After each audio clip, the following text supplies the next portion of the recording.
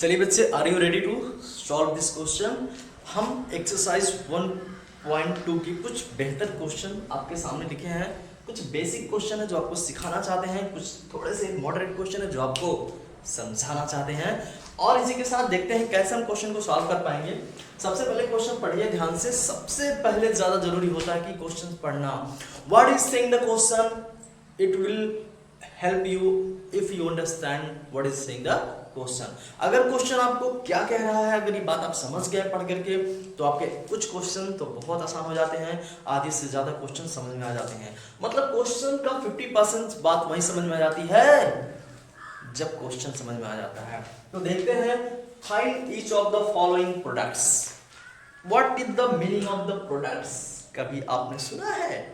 अब उस प्रोडक्ट की बात में समझना है कि आपका प्रोडक्ट्स कैसा है। Products it's mean this place is indicate multiplication.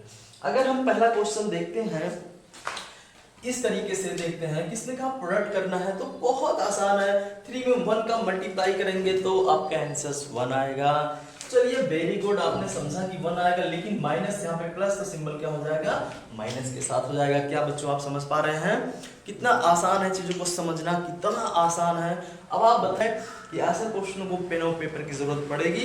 बिल्कुल नहीं पड़ेगी। अगर आपने कॉन्सेप्ट को बेहतर सीखा है, सारे वीडियोस को फॉर्मेट में फॉलो किया है, याद रखना this question, for this question you should no need page and paper। मेरी बात समझ पा रहे हैं प्यारे बच्चों?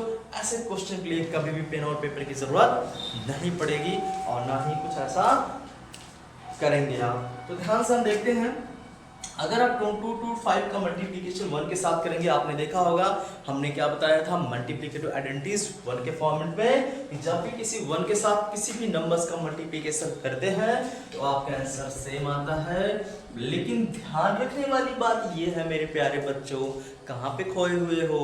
व्हाइट बोर्ड पे नजरें, अगर नजरें हटी तो दुर्घटना घटी, आप सभी बच्चे जानते हैं। तो प्लीज व्हाइट बोर्ड पे कंसंट्रेशन बनाए रखें। Focus is very most important tool for you. अगर आप किसी चीज को लर्न करना चाहते हैं तो ध्यान से देखिएगा, फोकस ना हटाइएगा। 2 to 5 से 1 का मल्टीप्लाई करेंगे तो यही आंसर आएगा, लेकिन इस नेगेटिव को याद रखना होगा, हमेशा नेगेटिव के साथ आंसर हो जाएगा। चलिए थोड़ा सा मॉडरेट टाइप का क्वेश्चन है, इसको करके देखते हैं क्या मजा आएगा क्वेश्चन करने में। अगर आपको मजा आएगा तो प्लीज लाइक एंड कमेंट जरूर करिएगा। हम देख पा रहे हैं इतने सारे मल्टीप्लिकेशन के साथ जुड़े हुए हैं नंबर, तो नो प्रॉब्लम।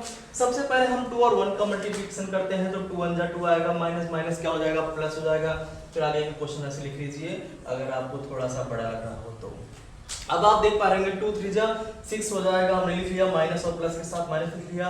आगे क्वेश्चन को ऐसे कंटिन्यू कर लिया। अगर आपको प्रॉब्लम हो रहा हो मल्टीप्लिकेशन में तो अदरवाइज एक लाइन उड़ा सकते हैं आप, ठीक है।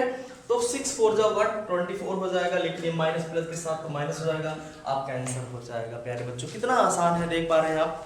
चलिए इसी के साथ लास्ट क्वेश्चन जो है आज इस एक्सरसाइज का, आप इसको देख लीजिए, आगे के क्वेश्चन आप करेंगे, ठीक है, क्योंकि क्वेश्चन बहुत आसान है। आप देखेंगे तो ऐसे आंसर देंगे, चुटकियों में आंसर देंगे।